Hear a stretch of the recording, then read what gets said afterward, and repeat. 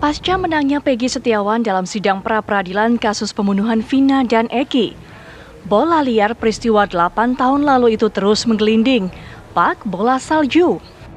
Satu persatu terpidana kasus pembunuhan Vina dan Eki pun melayangkan peninjauan kembali alias PK terhadap kasus yang menjerat mereka. Setelah Saka Tatal yang telah bebas mengajukan PK, kini giliran Rivaldi dan 6 terpidana lainnya yang bersiap mengajukan PK. Tak sampai di situ, saksi kunci kasus pembunuhan Vina dan Eki pun mulai bermunculan. Di antaranya Liga Akbar yang memutuskan untuk menarik BAP yang pernah ditandatanganinya, serta Dede yang mengaku memberikan kesaksian palsu atas arahan Ibtu Rudiana.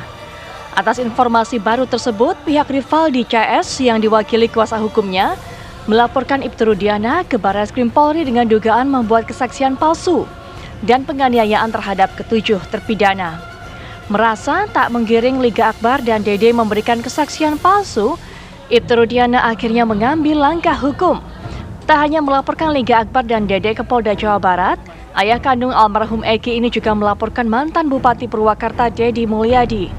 Lantas, akan bermuara kemanakah aksi saling lapor sejumlah pihak terkait kasus pembunuhan Vina dan Eki? Tim TV One mengabarkan.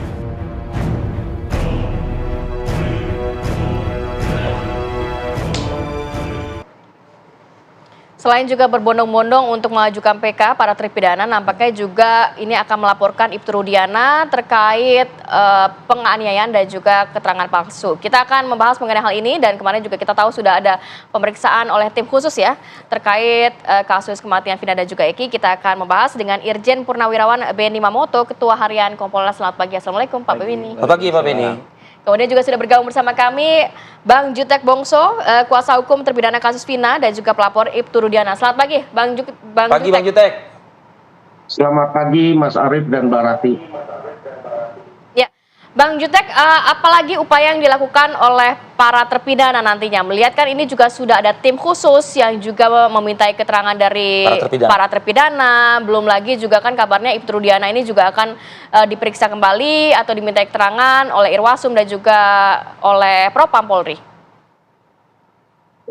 Gini Mbak Rati, saya pikir baik dan bagus. Inilah kesempatan bagi teman-teman Mabes Polri sesuai dengan statement Pak Kapolri dan Pak Kabak Reskrim akan membantu membuat peristiwa ini seterang mungkin. Saya pikir ini pintu masuknya. Kami sudah membuat 3 LP yang menjadi dasar dari terjadinya dugaan hiruk pikuknya ya peristiwa kejadian tahun 2016 ini. Satu adalah kita membuat LP terhadap Pak Pasren dengan Kavi. Kemudian kita membuat LP terhadap Dede dan Aep. Dan terakhir kepada Bapak Rudiana. Ketiga LP ini adalah dasar peristiwa itu terjadi. Satu terhadap Pak Pasren dan Kavi adalah alibi. Bahwa para klien kami mengaku mereka ada tidur di rumahnya Pak Pasren bersama dengan anaknya Kavi di sebelahnya di rumah kontrakannya. Lalu dibantah oleh mereka dan Kavi. Ya kita uji.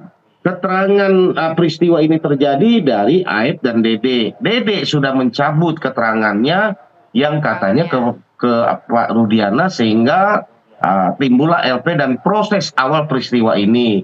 Dede sudah mencabut, tinggal Aep ya kita uji. Pak Rudiana kita laporkan oleh karena ada dugaan menurut pengakuan klien kami di awal-awal ya dari penangkapan nih, dari depan SMP 11, menurut pengakuan saya juga baru tahu tadi malam dari Saka, gitu kan. Rupanya mereka ini sudah dipukulin, gitu kan, ditangkap sampai dibawa ke Polresta Cirebon. Lalu timbul 11 nama dan yang lain. Nah ini yang kita laporkan, ada dugaan ya, intimidasi, ada dugaan penganiayaan, sehingga proses ini patut diragukan, apalagi tidak didampingi penasihat hukum di awal. Dan ini menjadi novum bagi kami untuk kami ajukan di PK. Jadi saya pikir dengan turunnya tim dari Mabes Polri dan juga LP kami, ya ini ada Ketua Harian Kompolnas Pak Benny, saya pikir ini juga dapat mengawasi. Kami rasakan Bapak Kapolri dan Barreskrim kami sudah diperiksa berapa kali selaku kuasa hukum mewakili pelapor dan juga saksi mendampingi saksi. Luar biasa sekali Pak Barreskrim ini sangat profesional. Ini saya saksikan sungguh-sungguh oleh karena kami alami sendiri kami diterima baik, Oke. kami diperlakukan baik, klien kami juga diperiksa dengan profesional. Saya pikir kalau ini terjadi tahun 2016 nggak akan hiruk pikuk seperti ini. Ini pun kan oknum tahun Oke. 2016 yang kami duga, bukan institusi kepolisian.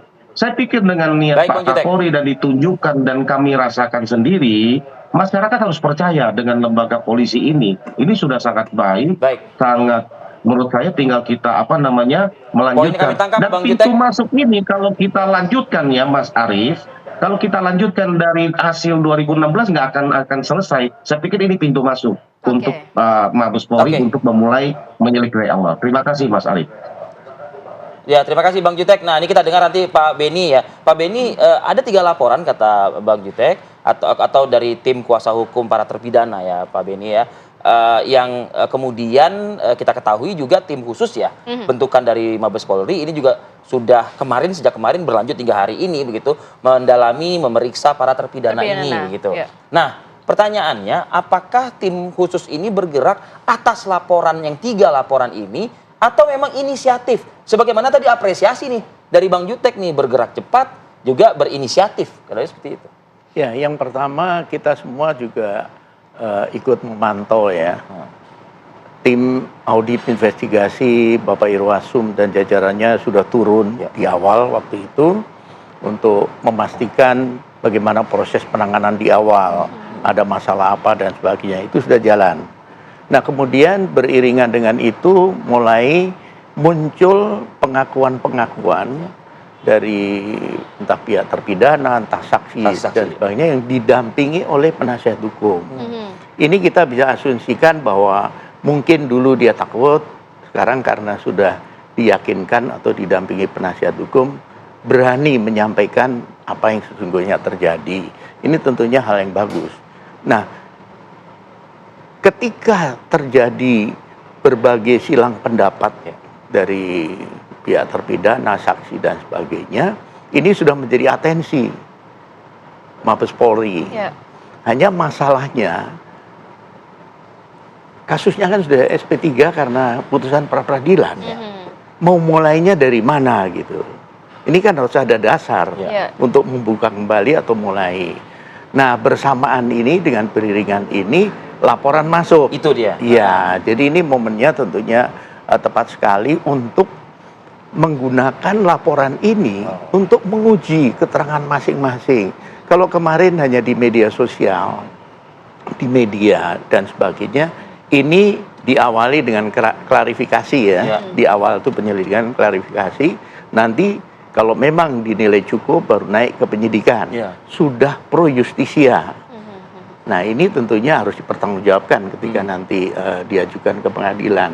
Jadi menurut kami ini momentum bagus yang tepat untuk membuat terang peristiwanya. Apa yang bisa didalami atau apa yang mungkin selama 2 hari ini didalami oleh pihak kepolisian kepada terpidana, Pak Beni? Ya, yang pertama tentunya siapa yang konsisten dengan pengakuannya. Ya, pasti ada, pasti ada. Mana yang tidak konsisten? Yang tidak konsisten karena apa? Misal dianiaya oleh siapa? Nah, ini nanti tentunya pihak Propam, Irwasum akan memberikan atensi dan mengambil langkah. Kemudian lagi nanti adakah itu yang menyuruh? Karena ini juga kami dengar katanya ada yang menyuruh dan sebagainya. Nah, inilah kesempatan kita untuk mengklarifikasi satu sehingga kan ada penasihat hukum yang ingin mencari kebenaran dengan keadilan melalui PK. Kami berharap nanti ada novum.